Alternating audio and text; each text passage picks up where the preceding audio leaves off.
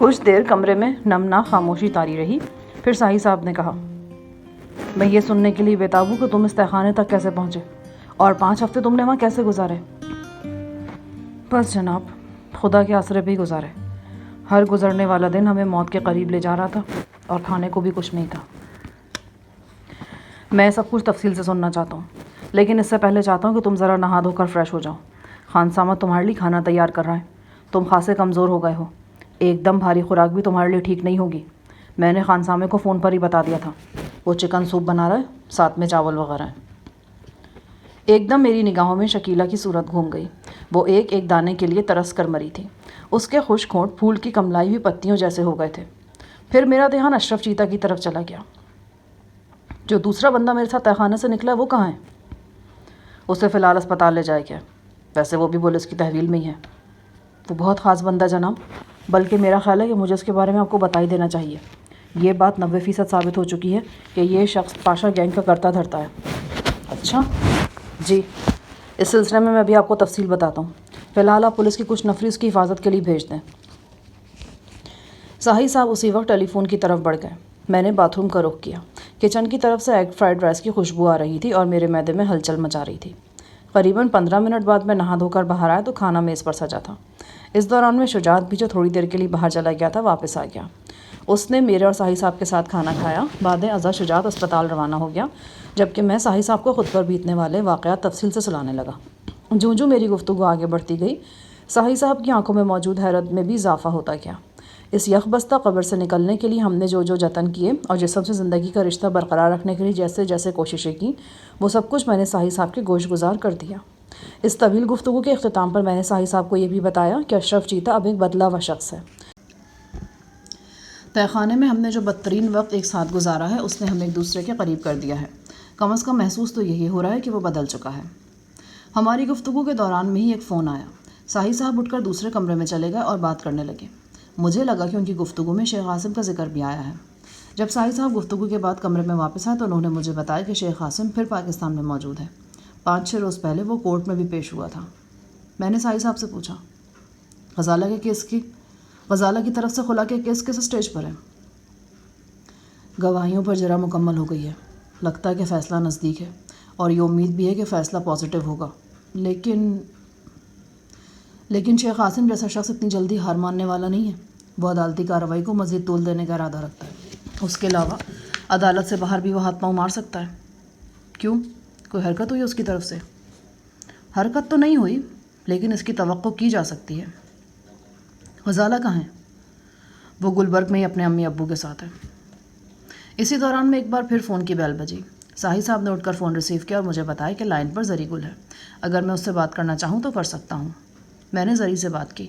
وہ چھوٹتے ہی بولا، استاد صاحب آپ ایسا کیوں کرتا ہے؟ ایک دم بتائے بغیر آپ غائب ہو جاتا ہے، اور ایسا غائب ہوتا ہے کہ بس کمال کر دیتا ہے. کہاں گئے ہوئے تھے آپ؟ نتھیا گلی اور مری وغیرہ میں سیر سپاٹا کر رہا تھا. لیکن وہاں تو آج کل بہت ٹھنڈ ہوتا ہے، اور اگر آپ نے سیر فرمانی تو پھر ہم کو بھی ساتھ لے جاتا. ٹھیک ہے، جب اگلی دفعہ جاؤں گا تو تمہیں ضرور لے جاؤں گا. ویسے استاد صاحب آج کل ہم بہت اداس ہے. کسی وقت تو ہمارا دل رونے کو چاہتا ہے. حیرت کی بات ہے کہ تمہارا دل رونے کو چاہتا ہے، حالانکہ اکثر ایسا ہوتا ہے کہ تم سے جو ملتا ہے اس کا دل رونے کو چاہتا ہے. ہم مذاق نہیں کر رہا استاد صاحب، آج کل واقعی ہم بہت غمزدہ ہیں. ہمارا خیال ہے کہ تھوڑا بہت بات کا پتہ تو آپ کو ساحی صاحب سے چل گیا ہوگا. ہمارا اشارہ صفدر بھائی کی طرف ہے. ہاں، مجھے بتایا ساحی صاحب نے. استاد صاحب کیا آپ تھوڑی دیر کے لیے آ نہیں سکتا؟ ہم کو لگتا ہے صفدر صاحب کو اس وقت آپ کا بہت ضرورت ہے. جب آپ ان کا حوصلہ بڑھاتا ہے نا تو وہ ایک دم پھر سے جی اٹھتا ہے. ہم نے کئی بار ایسا دیکھا ہے. ٹھیک ہے، میں کوشش کرتا ہوں. صفدر اس وقت کہاں ہے؟ وہ اپنے کمرے میں جی. کسی وقت تو بالکل گم سم ہو جاتا ہے. ہم کہتا ہے کہ کچھ نہیں تو ریڈیو ہی سن لیا کرو. وہ بھی نہیں سنتا. آپریشن کے لیے جانے سے پہلے ایک ملازمہ اس کو اخبار وغیرہ پڑھ کر سناتا تھا، پر اب اخبار میں بھی اس کا دلچسپی نہیں رہا. گجرات سے اس کا والدین اور بہن بھائی آیا ہوا ہے. بس ان لوگوں سے کسی وقت تھوڑا بہت بات کر لیتا ہے. ٹھیک ہے، میں کوشش کروں گا کہ آج رات ہی آ سکوں. رات کو تو میں نہ جا سکا، تاہم اگلے روز رات 8 بجے کے قریب میں زری گل کی رہائش گاہ پر پہنچا. حسب سابق میں طارق شیشوں والی ایک پرائیویٹ گاڑی میں تھا. کار اور ڈرائیور ساحی صاحب نے ہی فراہم کیا تھا. میں نے پوسٹ میں جا کر گاڑی سے نکلا اور فوراً ہی رہائشی حصے میں داخل ہو گیا۔ زری گل مجھ سے صرف چند فٹ کے فاصلے پہ کھڑا تھا۔ مجھے دیکھ کر وہ ششدر رہ گیا۔ استاد صاحب، یہ کیا ہو گیا آپ کو؟ آپ تو ایک دم کمزور ہو گیا، ہم کو تو یقین ہی نہیں آ رہا۔ اتنے میں گلسوم بھی وارد ہو گئی۔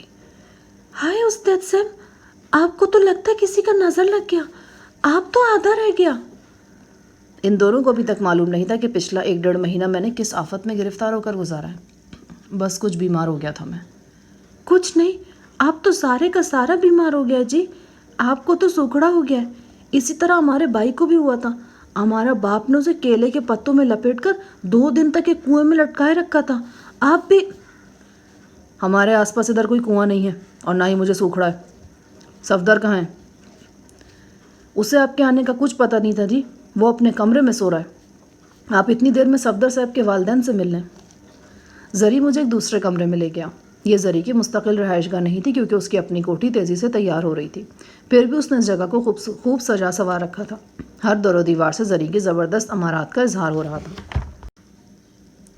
ایک گیلری نما کمرے میں اس نے اپنی پسندیدہ فلمی اداکاروں کی تصاویر بھی قیمتی فریموں میں لگا کر سجا لی تھیں۔ ظاہر ہے کہ ان میں نمایاں تصویریں سدھیر اور بدر منیر کی ہی تھیں۔ میں صفدر کے والدین سے ملا۔ یہ ہماری تیسری ملاقات تھی، بلکہ صفدر کی والدہ سے تو بس میں ایک ہی دفعہ مل سکا تھا۔ وہ دیہاتی طرز کی بڑی محبت کرنے والی خاتون تھی، بڑے دھیمے اور سادہ لہجے میں بولتی تھی۔ صفدر کے والد کھلے ہاتھ پیر کے جفا کا شخص نظر آتے تھے۔ ان کے رخساروں کی ہڈیاں ابھری ہوئی تھیں اور چہرے کی جھریوں میں دانائی اور زمانہ شناسی چھپی ہوئی تھی۔ ان کی چھوٹی چھوٹی سفید داڑھی تھی۔ وہ شلوار قمیص پہنے ہوئے تھے۔ میری معلومات کے مطابق وہ پیشے کے لحاظ سے فارمر تھے اور ایک عرصہ جدید زراعت سے وابستہ رہے تھے۔ میں ان دونوں کے پاس بیٹھا تو وقت کا پتہ ہی نہیں چلا۔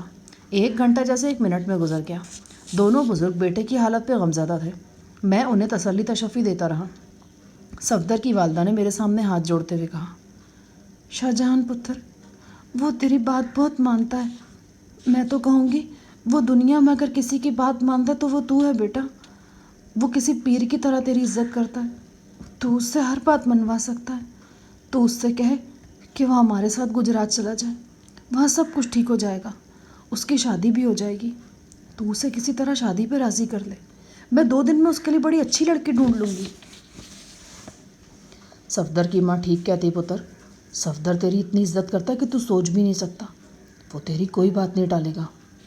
ویسے میں ایک بات بتا دوں، صفدر کی ماں نے اس کے لیے ایک لڑکی ڈھونڈ بھی رکھی ہے۔ میں صفدر کے والدین سے باتیں کر رہا تھا جب زری نے آ کر بتایا کہ صفدر جاگ گیا ہے۔ میں اس کے پاس پہنچا۔ صفدر نے جلدی سے آگے بڑھ کر مجھے گلے لگا لیا۔ آپ کیسے ہیں شاہ جہاں صاحب؟ اس نے بڑی گرم جوشی سے کہا۔ وہ میرے سامنے بالکل مطمئن اور خوش نظر آنے کی کوشش کر رہا تھا، لیکن مجھ سے زیادہ اور کون جان سکتا تھا کہ اس کے اندر کی حالت کیا ہے۔ وہ جیسے ریزہ ریزہ ہو چکا تھا۔ ساری امیدیں آسے دم توڑ چکی تھیں۔ دعائیں اور تمنائیں در قبولیت کھولنے میں ناکام رہی تھیں۔ میں اس کے قریب بیٹھ گیا اور باتیں کرنے لگا۔ ہماری باتیں جو ایک بار شروع ہوئی تو ختم ہونے میں نہیں آئیں۔ ہم قریباً تمام رات مصروف گفتگو رہے۔ ہر موضوع پہ بات ہوئی۔ میں نے صفدر کو تفصیل سے بتایا کہ پچھلے قریباً 1.5 ماہ میں مجھ پر کیا بیتی ہے۔ اس گفتگو کے دوران میں شیخ کا ذکر بھی آیا۔ یہ بات صفدر کو بھی معلوم تھی کہ شیخ ایک بار پھر پاکستان میں موجود ہے اور وہ اپنے کیس کے سلسلے میں کورٹ میں بھی پیش ہوا ہے۔ صفدر کی باتوں سے مجھے یوں لگا کہ وہ عاصم کے حوالے سے کچھ چھپا رہا ہے، کوئی اہم بات جو وہ مجھے بتانا نہیں چاہتا۔ ناشتہ میں نے صفدر اور زری کے ساتھ کیا۔ اس کے بعد میں ساحل صاحب کی مسلم ٹاؤن والی کوٹھی میں واپس آ گیا۔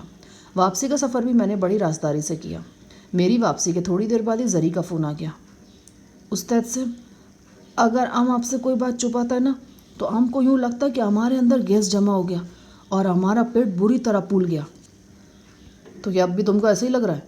جی ہاں، ہم ساحل صاحب کی بہت عزت کرتا ہے، دل سے عزت کرتا ہے اور ان کی بات ماننا اپنے اوپر فرض سمجھتا ہے، لیکن آپ تو ہمارا استاد صاحب ہے نا، آپ سے بڑھ کر ہم کو کوئی عزیز نہیں۔ یہی وجہ ہے کہ ہم آپ کو ایک بات بتانا چاہتا ہے، حالانکہ ساحل صاحب نے ہم کو منع کر رکھا ہے۔ شاید آپ جانتا ہوگا کہ شیخ قاسم کتے کا بچہ یہاں موجود ہے، لیکن آپ کو یہ نہیں معلوم ہوگا کہ اس آرامی کا ارادہ بہت خطرناک ہے۔ اس کو پتہ چل گیا کہ وہ عدالت میں ہار جائے گا اور اسے غزالہ بی بی کو آزاد کرنا پڑے گا۔ یہی وجہ ہے کہ وہ غلط ہتھ کنڈوں پر اتر آئے۔ غلط ہتھ کنڈے؟ جی ہاں، یوں لگتا ہے کہ وہ غزالہ بی بی کو زبردستی پاکستان سے لے جانے کا ارادہ رکھتا ہے۔ ساحل صاحب کو پتہ چلا ہے کہ لاہور کے ایک بڑے ہوٹل میں ابو ظبی کا ایک نامی گرامی بدماش सरमोब ठहरा हुआ है। ये भी पता चला है कि ये शख्स शेख आसिम के साथ ही अमारात से यहाँ पहुँचा है। सरमोब के साथ 3-4 मुसल्लह अफराद भी हैं, उनमें 2 अमारात के और एक पाकिस्तानी को गुलबर्ग में गजाला बीबी के घर के आसपास मंडलाते हुए भी देखा गया। साई साहब ने इन लोगों से पूछगछ करना चाहा, पर शेख आसिम के असर रसूख की वजह से ऐसा नहीं हो सका। सरमोब खुद भी बहुत लंबे हाथों वाला बदमाश है जनाब। तुम्हारा क्या ख्याल है? साई साहब ने मुझसे बात क्यों छुपाई? हमारा यही ख्याल है जनाब कि वह आपको इस नए मामले में नहीं घसीटना चाहता। साई साहब को डर है कि आप एकदम गुस्से में आकर इस चक्कर में कूद पड़ेगा और पुलिस का जो अफसर पहले ही आपके पीछे पड़ा हुआ है ना, वो और भी पीछे पड़ जाएगा। जरी की बात समझ में आने वाली थी। मेरा अपना ख्याल भी यही था कि साई साहब ने सफदर और जरी गुल वगैरह को हिदायत कर रखी थी कि वो मुझे इस मामले की असल संगीनी से आगाह ना करें। अपनी जगह साई साहब ठीक थे, लेकिन मुझे ये भी अच्छी तरह मालूम था कि साई साहब में अब वो दमखम नहीं जो आज से 7-8 साल पहले था। शायद ये उम्र का भी तकाजा है कि वक्त के साथ साथ मामलात पर बंदे की गिरफ्त कम होती जाती है। जरी से गुफ्तगू करने के बाद मैंने आलम कुरैशी के बिरादर निस्बती रशीद अहमद से बात की। आलम कुरैशी अलमारूफ खाबागीर पाकिस्तान में नहीं था। रशीद भी अबू धाबी में कारोबार करता था और वहाँ उसके काफ़ी ताल्लुकात थे। उसने 3-4 घंटे में मुझे अबू धाबी के बदनाम कातिल सरमोब के बारे में अहम मालूमात फराहम कर दी। सरमोब दरअसल 2 लफ्ज़ों का मुरक्कब था, यानी सर और मोब। उस बदमाश का नाम मोब था और उसे जराइम की दुनिया के सरकर्दा लोगों ने सर का खिताब दे रखा था। उम्र 30 के लगभग थी। मार्शल आर्ट का माहिर था और जहनी बदमाशी के साथ साथ जिस्मानी बदमाशी भी महारत के साथ करता था, यानी मास्टरमाइंड होने के अलावा वो बेहद फुर्तीला और हदछुट भी था। मैंने अंदाज़ा लगाया कि शेख ने शंकर के अनफिट होने से ये नया खिलाड़ी भर्ती किया है। शंकर अपनी टांग 2 दफ़ा तोड़वाने के बाद नोबल क्लब के एक ऐसे कमरे में क़याम पजीर था जिसे अस्पताल के कमरे की शक्ल दे दी गई थी। मैंने यह मंजर गार्डन टाउन की मुनहदिम होने वाली कोठी में टीवी स्क्रीन पर देखा था। यकीनी बात थी कि अब शंकर इस कोठी में मौजूद नहीं होगा और कहीं और मुंतकिल किया जा चुका होगा। सरमोब के बारे में मुझे जो कुछ मालूम हुआ उससे पता चला कि उसके साथ अमारात की 2 मज़ीद जराइम पेशा हस्तियाँ भी हैं और ये लोग माल रोड के सबसे महंगे 5 स्टार होटल में ठहरे हुए हैं। अगले रोज़ साई साहब की रिहाइशगाह पर ही मैंने अपने चेहरे को रेडीमेड मेकअप के ज़रिए थोड़ा सा तब्दील किया और सरमोब की तलाश में निकल खड़ा हुआ। होटल पहुंचकर मैंने सरमोब का कमरा नंबर मालूम किया और बजरिया लिफ्ट वहाँ पहुँच गया। राहदारी में पहुंचकर मुझे मालूम हुआ कि सरमोब और उसके साथियों तक पहुंचना कोई आसान काम नहीं है। वहाँ बाकायदा मुसल्ला गार्ड्स मौजूद थे और पुलिस के बंदे भी सादा लिबास में घूम रहे थे। मैंने एक ऐसे ही शख्स को देखा जो कि वो मुझे बुरी तरह घूर रहा था। मेरे चेहरे पर तब्दीलियाँ तो आई थीं, लेकिन इतनी ज़्यादा भी नहीं थी वो कि मेरी सूरत ही तब्दील होकर रह गई हो। मुझे अंदाज़ा हुआ कि अगर मैंने सरमोब के कमरे की तरफ बढ़ने की कोशिश की तो पुलिस के सादा पोश मुझसे फ़ौरन सवाल जवाब शुरू कर देंगे। बेहतर यही था कि मैं आगे बढ़ने की कोशिश ना करता। मैं होटल से वापस आ गया और एक टैक्सी किराए पर लेकर यूं ही इधर उधर घूमने लगा। लाहौर में बेमकसद घूमना भी अच्छा ही लग रहा था। घूमते घूमते अचानक निगाह गोल्ड होटल की बुलंदो बाला शानदार इमारत पे पड़ी। इमारत बिल्कुल नई नई तामीर हुई थी। दिल में ना जाने क्या आई कि मैंने टैक्सी होटल की शानदार पार्किंग में रुकवाई और होटल के अंदर चला गया। मैं डाइनिंग हॉल में पहुंचा और एक गोशे में बैठकर हाई टी का ऑर्डर दे दिया। हाई टी में चाय के साथ काफ़ी लंबे चौड़े लवाजमात भी होते हैं। मैंने देखा कि डाइनिंग हॉल में काफ़ी रश है और हाई जेंट्री के लोग काफ़ी तादाद में यहाँ वहाँ मौजूद हैं। मैं होटल की डेकोरेशन, खाने के मयार और सर्विस वगैरह का जायज़ा बड़ी खामोशी से लेता रहा। यह एहसास बड़ा दिलचस्प था कि मैं इस अजीम शान होटल का बिला शिरकत गैर मालिक हूँ। शायद हर शख्स में ख्वाहिश होती है कि उसके अंदर मिल्कियत का जज्बा मौजूद होता है, किसी में कम होता है, किसी में ज़्यादा। होटल का मैनेजर 30-32 साल का नहायत खुशपोश शख्स था। वो काफ़ी गरांडेल भी था। मैं तफरीही मूड में था। मैं उसके कमरे में चला गया। उसने शाइस्तगी से मुसाफा किया और मुझे बैठने के लिए कहा। फरमाइए, मैं क्या खिदमत कर सकता हूँ आपकी? मैं आप लोगों की सर्विस से मुतासर हुआ। क्या मैं होटल के ऑनर से मिल सकता हूँ? जी नहीं, वो यहाँ मौजूद नहीं है। लेकिन पाकिस्तान में तो होंगे ना? नहीं, बाहर गए हुए हैं। कहाँ गए हैं? यूरोप। मैनेजर ने जान छुड़ाने वाले अंदाज में कहा। वहाँ क्या करने गए हैं? सैरो सयाहत के लिए तो जा नहीं सकते, क्योंकि वहाँ तो आजकल बहुत सर्दी है। दरअसल हम पाकिस्तान से बाहर भी गोल्ड होटल की फ्रेंचाइज़ बना रहे हैं। अपना झूठ निभाने के लिए मैनेजर ने बड़ मारी। मेरा ख्याल है कि पाकिस्तान से बाहर तो गोल्ड होटल कहीं नहीं बन रहा। क्या मतलब जी? और मेरा ये भी ख्याल है कि होटल ऑनर पाकिस्तान से बाहर नहीं है। ये आप क्या कह रहे हैं? और मेरा ख्याल ये भी है कि आप इस होटल की ऑनरशिप के बारे में कुछ नहीं जानते। ये आप कैसे कह सकते हैं? मैनेजर ने बड़ी मेहनत से अपना गुस्सा ज़ब्त करते हुए कहा। ये मैं इसलिए कह सकता हूँ कि इस होटल की मिल्कियत इत्तेफाक से मेरे पास है। مینیجر نے بڑے دھیان سے میری طرف دیکھا اور پھر اس کے چہرے پر تحیر کے آثار نمودار ہوئے۔ وہ اپنی جگہ سے کھڑا ہو گیا۔ چند لمحے بعد وہ لرزہ لہجے میں بولا، اوہ گاڈ، مجھے پہلے ہی شک ہو رہا تھا۔ آپ کی صورت کچھ جانی پہچانی لگ رہی تھی۔ آپ شاہجہان صاحب ہیں نا؟ آہستہ مینیجر صاحب، اگر آپ کو یہ پتہ چل گیا کہ میں شاہجہان ہوں تو پھر یہ بھی پتہ ہوگا کہ محکمہ پولیس میں کچھ لوگ ایسے بھی ہیں جو مجھے ڈھونڈتے پھر رہے ہیں۔ مینیجر کا چہرہ چند سیکنڈ میں رنگ بدل گیا۔ معذرت چاہتا ہوں اگر میرے منہ سے کوئی غلط بات نکل گئی۔ دراصل میں سوچ بھی نہیں سکتا کہ آپ اس طرح تشریف لا سکتے ہیں۔ مینیجر سمجھ گیا تھا کہ میں نے اپنے چہرے پر تھوڑی بہت تبدیلی کر رکھی ہے۔ میں نے مینیجر سے باقاعدہ معذرت کی، پھر ہم دونوں ایک اندرونی کمرے میں آ بیٹھے۔ میں مینیجر سے ہوٹل کے بارے میں اور ہوٹل کی کارکردگی کے بارے میں باتیں کرنے لگا۔ اسی دوران میں فون کی گھنٹی بجی۔ مینیجر نے مجھ سے اجازت لیتے ہوئے فون ریسیو کیا اور بات کرنے لگا۔ اس نے فون پر جو گفتگو کی اس سے مجھے اندازہ ہوا کہ مینیجر آغا سلطان آغا اپنے کچھ ایسے دوستوں کو کھانے پر مدعو کر رہا ہے جو امارات سے تعلق رکھتے ہیں اور مال روڈ کے 5 اسٹار ہوٹل میں ٹھہرے ہوئے ہیں۔ میرا ماتھا ٹھنکا۔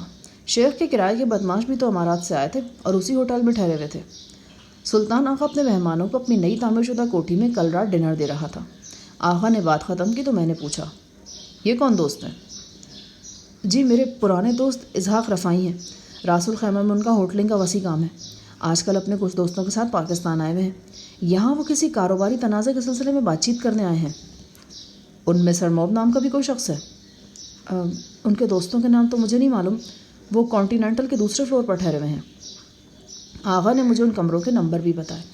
میری رگوں میں خون سنسنا اٹھا۔ یہ وہی نمبر تھے جن میں سرموب وغیرہ ٹھہرے تھے۔ آغا نے مجھ سے جھجکتے ہوئے پوچھا، کیا آپ اسحاق رفائی وغیرہ کے بارے میں جانتے ہیں؟ تھوڑا بہت۔ تو جناب آپ بھی آئیں نا کھانے پر، میری عزت افزائی ہوگی۔ میں کچھ مصروف ہوں لیکن اگر وقت ملا تو تمہیں بتا دوں گا، پر فی الحال تو میرے بارے میں اپنے دوستوں کو کچھ نہ کہنا۔ جو آپ کا حکم جناب۔ تمہارا گھر کہاں ہے؟ وہ مجھے اپنے گھر کا حدود اربا سمجھانے لگا۔ یہ گھر اس نے نیا بنایا تھا اور بڑی چاہت سے بنایا تھا۔ اس میں شیشے اور سیرامکس کا نفیس ترین کام کیا گیا تھا۔ دراصل سلطان آغا اور اس کی خوبرو بیوی دونوں کوالیفائڈ آرکیٹیکٹ تھے اور تعمیراتی کام میں زبردست مہارت رکھتے تھے۔ ان کے منفرد اسٹائل کے خوبصورت گھر کا ذکر چند دن پہلے اخبار میں بھی آیا تھا۔ مجھے یاد آیا کہ میں نے اس گھر کی تصویر بھی اخبار میں دیکھ رکھی تھی۔ اسی دوران میں ایک ویٹر گولڈ ہوٹل کی نفیس ترین کافی ہمارے لیے لے آیا۔ کافی پیتے ہوئے بھی گفتگو جاری رہی۔ آغا میرے بارے میں بہت کچھ جانتا تھا۔ وہ شنکر کے ساتھ میری پرانی چپکلش سے بھی واقف تھا اور اس نے لاہور کے رائل پارک میں شنکر کے ساتھ میری ایک دھواں دھار لڑائی بھی دیکھی تھی۔ آغا کی باتوں سے پتہ چلا کہ آغا کی ایک بھتیجی آغا سے بھی زیادہ میری مداح ہے اور مجھ سے ملنے کی خواہش مند بھی ہے۔ اگر آپ نے آنا ہوگا نا تو میں اپنی بھتیجی کو ضرور بلاؤں گا، وہ آپ سے مل کر بےحد خوش ہوگی۔ ٹھیک ہے، اگر مجھے آنا ہوا تو میں تمہیں فون کر دوں گا۔ آغا مجھ سے مزید باتیں کرنا چاہتا تھا لیکن مجھے جلدی تھی۔ میں اپنے ہوٹل کی بہترین کافی پینے کے بعد مسلم ٹاؤن واپس آ گیا۔ اگلے روز سپہر کے وقت ہی میں سلطان آغا کی رہائش گاہ پر پہنچ گیا۔ رہائش گاہ واقعی منفرد تھی۔ یہ کوٹھی قریباً 2 کنال کے رقبے پر واقع تھی اور دل کی شکل میں بنائی گئی تھی۔ کوٹھی میں بے شمار خوبصورت گولائیاں اور قوسیں وغیرہ تھیں۔ شیشے اور سیرامکس کا کام کثرت سے کیا گیا تھا۔ سلطان آغا نے مجھے اپنی بھتیجی سے بھی ملایا۔ میں اسے دیکھ کر دنگ رہ گیا۔ وہ بھائی جی کی بیٹی تھی۔ میں نے اسے آخری مرتبہ بھائی جی کے قتل کے روز دیکھا تھا۔ اس روز آفرین کی خوبصورت آنکھیں لگاتار آنسو بہا رہی تھیں۔ آج یہ آنکھیں آنسو تو نہیں بہا رہی تھیں لیکن ان میں ایک دلگداز سی سوگواری ٹھہری ہوئی تھی۔ والد کی موت کا غم آج بھی اس کے ذہن میں تازہ تھا۔ وہ اپنے والد کی رانی بیٹی تھی اور اپنے والد کو شاید آج بھی عزت و پارسائی کے اعلیٰ درجے پر فائز سمجھتی تھی۔ میں اسے دیکھ کر حیران ہوا لیکن اسے تو پہلے سے معلوم تھا کہ میں آ رہا ہوں۔ میں آپ کا شکریہ ادا کرنا چاہتی تھی۔ میں دعا کرتی تھی کہ مجھے اس بات کا موقع مل جائے۔ کس بات کا موقع بھائی؟ برستی ہوئی گولیوں میں میری جان بچانے کا شکریہ۔ شکریہ کی بات تو تب تھی جب میں بھائی جی کی جان بچانے میں کامیاب ہوتا۔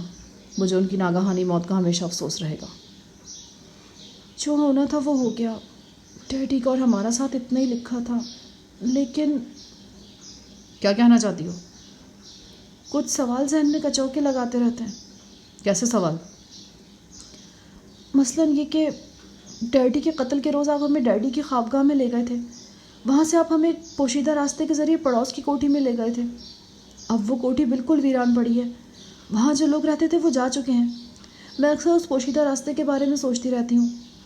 ڈیڈی مجھ سے اپنی کوئی بات کبھی نہیں چھپاتے تھے۔ میں حیران ہوں کہ انہوں نے مجھ سے کبھی اس راستے کا ذکر کیوں نہیں کیا۔ میں سینکڑوں مرتبہ ان کی خوابگاہ میں گئی لیکن اس راستے کی موجودگی سے ہمیشہ بے خبر رہی۔ آفرین، اس بارے میں کیا کہہ سکتا ہوں؟ ہو سکتا ہے کہ ایک ان کی اٹل مجبوری رہی ہو۔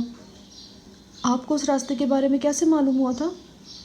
بس ایک اتفاق ہی تھا۔ ایک رات بھائی جی کی خوابگاہ میں گیس ہیٹر سے گیس نکلی تھی۔ میں ان کی خوابگاہ میں گیا تو اس روز میں نے دروازہ دیکھا تھا۔ آفرین اس بارے میں مجھ سے بہت کچھ پوچھنا چاہتی تھی، لیکن میں کچھ بھی بتانا نہیں چاہتا تھا کیونکہ اس کے ذہن میں اپنے والد کا جو خوبصورت امیج ہے وہ برقرار ہے۔ حالانکہ ایسا ہونے کی امید کم ہی تھی۔ بھائی جی ایک سیاسی لیڈر تھا اور سیاسی لیڈروں کی زندگی کے تاریک گوشے دیر تک چھپے نہیں رہتے۔ میں نے آفرین سے آغا سلطان کے بارے میں پوچھا۔ معلوم ہوا کہ آغا رشتے میں آفرین کا چچا ہے۔ آغا نے بچپن میں اسے گودوں میں کھلایا ہے اور بیٹیوں سے بڑھ کر اسے چاہتا ہے کیونکہ اس کی اپنی بیٹی نہیں ہے۔ آفرین اور میں گفتگو کر رہے تھے جب بات چیت کا رخ ایک دم بدل گیا۔ اپنے چچا سلطان آغا سے آفرین کو علم ہو چکا تھا کہ میں گولڈ ہوٹلز کے سلسلے کا مالک ہوں۔ یہ اطلاع آفرین کے لیے خاصی حیران کن تھی۔ اس اطلاع سے آفرین نے اندازہ لگایا تھا کہ مجھے بالآخر ان بیش قیمت نوادرات سے اپنا حصہ مل گیا ہے جس کا شہرہ وہ پچھلے 3-4 سال سے سن رہی ہے۔ وہ اس سلسلے میں دلچسپی لے رہی تھی اور کریت کریت کر سوالات پوچھ رہی تھی۔ ہماری گفتگو جاری تھی جب آغا کمرے میں داخل ہوا اور اس نے مجھے بتایا کہ مہمان ہوٹل سے روانہ ہو گئے ہیں اور 15-20 منٹ میں یہاں پہنچنے والے ہیں۔ میں نے آغا کو بتا دیا تھا کہ میں اس کے مہمانوں کو سرپرائز دینا چاہتا ہوں، لہٰذا وہ ابھی میرے بارے میں انہیں کچھ نہ بتائے۔ میرے رویے سے آغا کچھ چونک سا گیا تھا۔ بہرحال اس نے کسی خاص رد عمل کا اظہار نہیں کیا۔ میں قریبی کمرے میں چلا گیا اور ان لوگوں کی آمد کا انتظار کرنے لگا جو میری غزالہ کے لیے بری نیتوں کے ساتھ یہاں آئے تھے۔ بہت دنوں کے بعد میرے ہاتھوں میں سخت کھجلی ہو رہی تھی۔ میں زبردست مار پیٹ کے موڈ میں تھا۔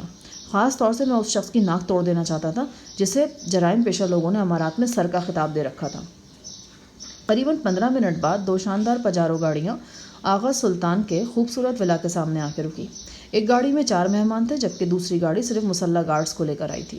مہمانوں میں سے ایک تو یقیناً مقامی بدماش تھا۔ اس کا تعلق صوبہ سرحد سے لگتا تھا۔ اس نے بوسکی کی شلوار قمیص پہن رکھی تھی۔ انگلیوں میں ہیرے کی انگوٹھیاں تھیں۔ باقی تینوں افراد غیر ملکی تھے۔ ان میں سے ایک شخص خاص طور پہ مضبوط جسم کا مالک تھا اور اسٹین لیس اسٹیل کی طرح سخت اور بے لچک نظر آتا تھا۔ اس کے چھوٹے چھوٹے گھونگھریالے بال تھے۔ گردن باقی جسم کی نسبت بہت موٹی تھی، اتنی موٹی کہ اس کے لیے گھوم کر دیکھنا مشکل تھا۔ میں نے اندازہ لگایا کہ یہی سرموب ہوگا۔ رشید احمد نے اس کی عمر 30 سال بتائی تھی لیکن مجھے وہ 35 کے لگ بھگ نظر آیا۔ یہ مہمان اندر چلے گئے اور آغا کے ساتھ نشست گاہ میں بیٹھ گئے۔ میرے خوش پوش مینیجر اور اس کی خوبرو بیوی نے مہمانوں کے ساتھ باہمی دلچسپی کی عمر پر بات چیت شروع کر دی۔ جلدی میں نے پہچان لیا کہ ان میں سے آغا کا امارتی دوست اسحاق رفاہی کون ہے۔ یہ واقعی ایک کاروباری شخص نظر آیا لیکن اس کے چہرے پر بھی زخموں کے 3-4 پرانے نشانات موجود تھے، جس سے اندازہ ہو رہا تھا کہ میں نے اسحاق رفاہی نامی اس شخص کو پہلے بھی کہیں دیکھ رکھا ہے۔ یہ لوگ بڑی شائستگی سے بیٹھے تھے اور مسکرا کر آغا سے باتیں کر رہے تھے۔ حالانکہ یہ ساری شائستگی بس دکھاوے کی چیز تھی۔ میں ان لوگوں کی صورت دیکھ کر ہی بتا سکتا تھا کہ یہ پرلے درجے کے بد اخلاق اور سفاک لوگ ہیں۔ یہ چاروں افراد بہترین لباس میں تھے۔ سرموب نے تو باقاعدہ سرخ ٹائی بھی لگا رکھی تھی۔ یہ بدماشوں کی پوش نسل کے لوگ تھے، اعلیٰ سوسائٹی میں گھومنے والے اور بندے کو قتل کرنے سے پہلے منہ ٹیڑھا کر کے انگریزی بولنے والے۔ اسی دوران میں آفرین میرے پاس آ بیٹھی۔ آپ کیا سرپرائز دینا چاہ رہے ہیں ان لوگوں کو؟ ارے بھائی، سرپرائز کا بتا دیا جائے تو پھر وہ سرپرائز کہاں رہتا ہے؟ اس کا مطلب ہے کہ وہ ہمارے لیے بھی سرپرائز ہوگا؟ بلکہ آپ کے چچا آغا کے لیے تو ٹھیک ٹھاک سرپرائز ہوگا۔ میں سمجھی نہیں۔ آپ کے چچا نے گھر بڑے شوق سے بنوایا ہے۔ وہ آج کل مہمانوں کو ڈھونڈ ڈھونڈ کر یہاں لا رہے ہیں تاکہ اپنے گھر کے حوالے سے تعریف کے 2 بول سن سکیں۔ میں ان کے لیے ایسا انتظام کرنے والا ہوں کہ لوگ ان کا گھر دیکھنے کے لیے خود ہی کھنچے چلے آئیں گے۔ اتنے میں فون کی گھنٹی بجی۔ آغا نے اٹھ کر دوسرے کمرے میں فون سنا، پھر وہ واپس آیا۔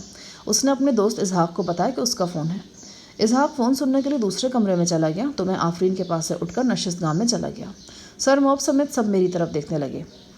کیا میں آپ کا تعارف کروا سکتا ہوں؟ آغا نے مجھ سے مخاطب ہو کر اردو میں پوچھا۔ ضرور، کیوں نہیں، لیکن میرا پورا نام مت بتانا۔ میں نے بھی اردو میں کہا۔ آغا سرموب سے مخاطب ہو کر بولا، یہ مسٹر شاہ ہیں، میرے پرانے دوست و کرم فرما۔ اور مسٹر شاہ، یہ سرموب ہیں، یہ ناصر مشہدی ہیں، اور یہ احمد حسنات۔ سرموب نے میری طرف ہاتھ بڑھایا اور مصنوعی شائستگی سے بولا، نائس ٹو میٹ یو۔ مجھے بھی آپ سے مل کر خوشی ہوئی، لیکن میرا خیال ہے کہ آپ میری خوشی سے خوش نہیں ہوں گے۔ کیا کہا آپ نے؟ سرموب نے انگریزی میں پوچھا۔ دراصل جب میں خوش ہوتا ہوں نا تو کسی قریبی شخص کے سر پہ پانی کا گلاس انڈیل کر بہت سکون محسوس کرتا ہوں۔ سرموب اور اس کے ساتھی ذرا تعجب سے میری طرف دیکھنے لگے۔ آغا کی بھی یہی کیفیت تھی۔ آغا نے خود کو سنبھالا اور مسکراتے ہوئے بولا، دراصل مسٹر شاہ جہاں بڑی دلچسپ شخصیت کے مالک ہیں، اور میں اکثر اپنی دلچسپ شخصیت کا عملی اظہار بھی کرتا رہتا ہوں، میں نے کہا، اور پانی کا بھرا ہوا گلاس سرموب کے سر پہ انڈیل دیا۔ سخت سردی میں ٹھنڈا پانی سرموب کے گریبان میں داخل ہوا تو وہ ہڑبڑا کر اٹھ بیٹھا۔ یہ کیا بےہودگی ہے؟ وہ غرا کر بولا۔ اس کے چوڑے نتنے پھول گئے۔ اس سے پہلے تم مصنوعی لہجے میں بات کر رہے تھے۔ اوہو، اب تم نے اصلی ٹون میں بکواس کی ہے، اور امید ہے کہ مستقبل قریب میں تمہاری یہ ٹون اور بھی اصلی ہو جائے گی۔ سرموب نے گھوم کر حیران پریشان آغا کی طرف دیکھا اور انگریزی میں دھاڑا، یہ انسان ہے یا جانور؟ یہ کون سی زبان سمجھے گا؟ گدھوں کا ارادہ بھاپنے کے لیے ان کی زبان سمجھنے کی ضرورت نہیں ہوتی، بس ان کے کانوں اور دم کی حرکت سے پتہ چل جاتا ہے کہ وہ لیپ کرنے والے ہیں۔ ایک دم سرموب کا چہرہ انگارے کی طرح سرخ ہو گیا۔ اس کے ساتھیوں کے تیور بھی بگڑ گئے تھے۔ اس سے پہلے کہ سرموب کچھ کر گزرتا، اسحاق فون اٹینڈ کرنے کے بعد نشست گاہ میں واپس آ گیا۔ کیا ہوا؟ کیا مسئلہ ہے؟ وہ تیزی سے بولا۔ پھر اس کی نگاہ مجھ پہ پڑی اور وہ چونک گیا۔ وہ بڑی تیز نگاہ رکھتا تھا۔ میرے قریب آ کر اس نے مجھے سرتاپا دیکھا اور میری طرف انگلی اٹھا کر بولا، کہیں تم، میرا مطلب ہے کہیں آپ شاہجہاں تو نہیں ہیں؟ اگر میں نہیں ہوں تو کیا فرق پڑتا ہے، اور اگر ہوں تو تمہارا کیا جاتا ہے؟ میں آپ کو پہچان گیا ہوں، آپ شاہجہاں نہیں ہیں۔ وہ تیزی سے اپنے ساتھیوں کی طرف گھوما اور سرموب سے بولا، کیا بات ہوئی ہے؟ کیوں جھگڑا کر رہے ہو؟ سرموب کا پارا اب 7ویں آسمان کو چھو چکا تھا اور اس کے واپس آنے کا کوئی امکان نہیں تھا۔ اس کتے نے مجھے گالی دی ہے، میں اسے چیر کے پھینک دوں گا۔ Shut up, you shut up. Ishaq تیزی سے بولا، یہاں کوئی لڑائی نہیں ہوگی، خود کو کول ڈاؤن کرو، کول ڈاؤن۔ وہ میرے اور سرموب کے درمیان آ گیا۔ سرموب صلح صفائی کی کارروائی سے فائدہ اٹھاتا تو شاید اس کے حق میں بہتر ہو جاتا، لیکن اس نے اپنی بدقسمتی پر خود ہی مہر لگا لی۔ اسحاق کی بائیں جانب سے جگہ بناتے ہوئے اس نے اچانک کراٹے کے انداز میں سیدھی ٹانگ چلائی جو میرے سینے پہ لگی۔ میں لڑکھڑا کر 2 قدم پیچھے ہٹا اور پھر اس کے ساتھ ہی اس سجی سجائی شاندار نشستگاہ میں ایک خوفناک ہنگامہ شروع ہو گیا۔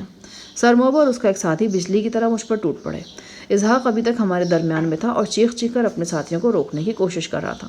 اس کے لہجے سے آیا تھا کہ وہ لڑائی میں میری مہارت سے بڑی اچھی طرح آگاہ ہے اور اپنے ساتھیوں کو برے انجام سے بچانے کی کوشش کر رہا ہے۔ سرموب کا ایک ساتھی تو لڑائی کے پہلے ہی راؤنڈ میں لمبا لیٹ گیا۔ وہ تیر کی طرح مجھ پہ جھپٹا تھا۔ میں جھکائی دے کر اس کی زد سے نکلا اور اس کا بازو تھام کر پورے زور سے اسے دیوار سے ٹکرا دیا۔ وہ بھینسے کی طرح ڈکرا کے زمیں بوس ہو گیا تھا۔ جیسا کہ بعد میں معلوم ہوا، سر پر آنے والی شدید چوٹ کے علاوہ اس کی ناک کی ہڈی بھی ٹوٹ گئی تھی، حالانکہ یہ ہڈی سرموب کی ٹوٹنی چاہیے تھی۔ میری توقع کے عین مطابق سرموب اپنے ساتھی سے کہیں زیادہ خطرناک لڑاکا تھا۔ اس کے انداز میں شنکر کے سٹائل کی جھلک پائی جاتی تھی۔ اس نے پہلے تو مجھ پر پستول تاننے کی کوشش کی، لیکن میری ایک جچی تلی ٹھوکر نے اس کے ہاتھ سے پستول چھوڑا دیا۔ یہ پستول کھڑکی کا ڈیزائن دار شیشہ توڑتا ہوا باہر جا گرا۔ اس کے بعد سرموب نے مجھ پر تابڑ توڑ حملے کیے۔ یہ بڑے جاندار حملے تھے۔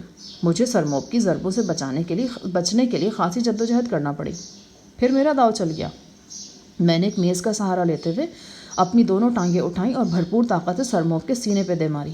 وہ اڑتا ہوا قد آدم گلدان سے ٹکرایا اور اسے توڑتا ہوا خود بھی نیچے گر گیا۔ سرموب کے ساتھی نے مجھے عقب سے دبوچ لیا اور مجھے اٹھا کر پٹخنے کی کوشش کرنے لگا۔ میں نے اپنے سر کے پچھلے حصے کی ضرب اس کے چہرے پہ لگائی اور خود کو چھڑانے میں کامیاب رہا۔ اس دھینگا مشتی میں آغا کی سجی سجائی نشستگاہ بری طرح برباد ہو رہی تھی اور وہ سکتہ زدہ ایک طرف کھڑا تھا۔ سرموب کا ساتھی اسحاق رفاعی اب بھی اس لڑائی کو روکنے کی خواہش رکھتا تھا، مگر بات اب اس کے ہاتھ سے نکل گئی تھی۔ لڑائی کے دوران میں ہی میں نے دیکھا کہ آفرین بھی سکتہ زدہ برآمدے میں کھڑی ہے اور یہ ہنگامہ دیکھ رہی ہے۔ وہ مجھے ہمیشہ سے ایکشن میں دیکھنا چاہتی تھی، تو آج اس کی خواہش اتفاقاً پوری تو ہو گئی تھی، مگر وہ اس ہنگامے کے اس قدر قریب موجود تھی کہ مجھے ڈر لگا کہ اگر یہاں کوئی گولی وغیرہ چل جاتی تو ارد گرد موجود افراد کو نقصان پہنچ سکتا تھا۔ اچانک آفرین کا سکتہ ٹوٹا اور اس کے حلق سے چیخ نکل گئی۔ اس چیخ کی وجہ مجھ سے بہتر کون سمجھ سکتا تھا؟ سرموب کے ہاتھ میں خوفناک پھل کا چاقو نظر آ رہا تھا۔ موب نے پینترے بدل بدل کر مجھ پر 3-4 وار کیے۔ ہر بار میرے بڑے اعتماد سے اس کا وار بچایا۔ اس پر شدید جھلاہٹ سوار ہو گئی۔ یہ بات طے ہے کہ جھلاہٹ حملہ آور کے لیے اکثر نقصان دہ ثابت ہوتی ہے۔ موب سے بھی یہ ہوئی۔ وہ مجھ پر زوردار حملہ کرتے ہوئے اپنا توازن کھو بیٹھا۔ میں نے پیچھے ہٹ کر اس کی پیٹھ پہ زوردار ٹانگ جمائی تو وہ اڑتا ہوا دروازے سے ٹکرایا اور ٹی وی لاؤنج میں جا گرا۔ ٹی وی لاؤنج میں شیشے اور سیرامک کا بہت سا کام تھا۔ اس کے علاوہ قریباً 5 فٹ اونچا اور 6-6.5 فٹ لمبا ایک دیو ہیکل ٹی وی سیٹ بھی وہاں پڑا تھا۔ اگلے 2-3 منٹ میں یہ سب کچھ برباد ہو گیا۔ سرموب اور اس کے ساتھی کو میں نے آڑے ہاتھوں لیا تھا اور ان کی کئی ہڈیاں توڑ ڈالیں۔ سرموب کے اگلے کئی دانت حلق میں گر چکے تھے اور اس کے دونوں بازو بھی کلائیوں کے قریب سے ٹوٹ چکے تھے۔ میں نے سرموب کو اس کی سرخ ٹائی سے پکڑا اور دوسرے ہاتھ میں نے اس کے ٹوٹے ہوئے بازو پہ ڈالا، اسے فرش پر گھسیٹ کر پھر نشست گاہ میں لے آیا۔ سرموب کے دوسرے ساتھی کا ٹخنا ٹوٹ گیا تھا اور اس کی پسلیوں پر شدید چوٹیں آئی تھیں۔ وہ قالین پہ پڑا ماہی بے آب کی طرح تڑپ رہا تھا۔ ایک ٹوٹی ہوئی میز اس کے اوپر پڑی تھی۔ یہی وہ میز تھی جس پر تھوڑی دیر پہلے وہ ایک نہایت معزز مہمان کی حیثیت سے بیٹھا منہ ٹیڑھا کر کر کے انگریزی بھگا رہا تھا۔ میں نے آغا سے کہا، نائلون کی رسی لے کے آؤ۔ خونریز لڑائی دیکھنے کے بعد آغا میں اتنی ہمت نہیں رہی تھی کہ وہ مجھ سے کسی طرح کا سوال کرتا۔ وہ رسی لے آئے تو میں نے 3 مضروب افراد کی ایک ایک ٹانگ رسی کی مدد سے باندھ دی۔ پھر جس طرح مردہ کتے کو گھسیٹ کر کارپوریشن کے ٹرک میں لادا جاتا ہے، میں ان تینوں کو باری باری باہر گراسی لان میں لے آیا۔ مجھ پر وحشت سوار تھی۔ کسی کو معلوم نہیں تھا کہ میں کیا کرنا چاہتا ہوں اور نہ کسی میں پوچھنے کی ہمت تھی۔ میں نے سرموب کے تیز دھار چاقو سے اس کے کپڑے پھاڑ دیے اور پھر باقی دونوں حملہ وروں کے ساتھ بھی یہی سلوک کیا۔ سخت سردی میں ان تینوں کے جسموں پر بس بنیان اور انڈر ویئر ہی رہ گئے۔ سرموب کے طاقتور جسم پر تو بنیان بھی نہیں تھی۔ آغا کی کوٹھی کارنر پر واقع تھی، یعنی اس کی دونوں جانب سڑک تھی۔ جو سڑک پہلو کی طرف تھی وہاں ایک کافی اونچا درخت تھا۔ اس کی کئی توانا شاخیں سڑک تک پہنچی ہوئی تھیں۔ میں نے آغا کے 2 صحت مند ملازموں کو درخت پر چڑھنے کا حکم دیا۔ انہوں نے بلا چوچا رس پر عمل کیا۔ میری وحشت نے ان سب کو سکتہ زدہ کر رکھا تھا۔ سب سے پہلے میں نے موب کے پاؤں سے بندھی ہوئی رسی ان ملازمین کی طرف پھینکی۔ آغا سمجھ گیا کہ میں کیا کرنا چاہتا ہوں۔ ڈرتے ڈرتے اس نے پہلی بار زبان کھولی۔ جناب، مجھے معلوم نہیں کہ آپ نے لوگوں کے ساتھ ایسا کیوں کیا۔ بہرحال آپ نے کیا ہے تو ٹھیک ہی کیا ہوگا، لیکن اب میں درخواست کرنا چاہتا ہوں۔ ہاں کہو۔ ان کے ساتھ بہت ہو چکی، اب اگر آپ انہیں معاف کر دیں تو میرا مطلب ہے کہ ان لوگوں کے ہاتھ لمبے ہیں، میں ان کی دشمنی سہنے کا اہل نہیں ہوں۔ تمہیں فکر کرنے کی ضرورت نہیں، تم بالکل شانت رہو۔ آغا خشک ہونٹوں پر زبان پھیر کر رہ گیا۔ اگلے 5 منٹ میں نے تینوں نیم برہنہ افراد کو درخت سے الٹا لٹکوا دیا۔ ان کی صرف ایک ایک ٹانگ بندھی ہوئی تھی۔ ان میں سے ایک تو بے ہوش تھا، دوسرے دونوں ہوش میں تھے اور اپنی چوٹوں اور تکلیف کے حساب سے کرہا رہے تھے۔ میں نے ان کے چوتھے ساتھی اسحاق رفاہی سے کہا، ادھر میرے پاس آؤ۔ وہ ڈرا سہما ایک طرف کھڑا تھا۔ لڑکھڑاتا وہ میرے پاس چلا آیا۔ میں بھی تھوڑی دیر میں یہاں سے جا رہا ہوں۔ میرے جانے کے بعد اپنے گرو گھنٹال کو فون کر دینا۔ اسے میری طرف سے کہنا کہ یہ صرف ٹریلر ہے، فلم چلی نا تو اسے دن میں تارے نظر آ جائیں گے۔ اسحاق نے خشک ہونٹوں پر زبان پھیری اور اس بات میں سر ہلا کر رہ گیا۔ میں نے اسحاق کو اپنا فون نمبر بھی دیا اور اس سے کہا کہ اگر تمہارا گرو یعنی شیخ عاصم چاہے تو مجھ سے اس نمبر پر رابطہ کر سکتا ہے۔ میں نے آغا کو ایک طرف بلایا اور اس سے پوچھا کہ یہاں کوٹھی میں اگر اس کا کوئی قیمتی سامان یا نقدی وغیرہ ہے تو وہ نکال لے۔ بس تھوڑی سی جیولری ہے۔ ٹھیک ہے، وہ لے لو اور میرے ساتھ چلو۔ تمہاری وائف اور آفرین بھی ہمارے ساتھ جائیں گی۔ قریباً 15 منٹ بعد ہم آغا کی شیورلیٹ کار میں کوٹھی سے نکل رہے تھے۔ اس وقت تک کوٹھی کے سامنے 150-200 افراد اکٹھے ہو چکے تھے اور سڑک سے الٹے لٹکے ہوئے افراد کا تماشا دیکھ رہے تھے۔ ہجوم میں سے کچھ لوگ ان لوگوں افراد کو اتارنے کی باتیں بھی کر رہے تھے۔ میں ہجوم کے نزدیک کار سے نکلا اور بآواز بلند کہا، یہ لوگ قانون کے مجرم ہیں، انہیں کو اتارنے کی کوشش نہ کرے ورنہ عدالتی کارروائی میں پھنسے گا، پولیس آ کر خود اتار لے گی۔ ہجوم میں سے خسر خسر کی آوازیں آنے لگیں اور چند افراد جو درخت پر چڑھنے کے لیے پر تول رہے تھے پیچھے ہٹ گئے۔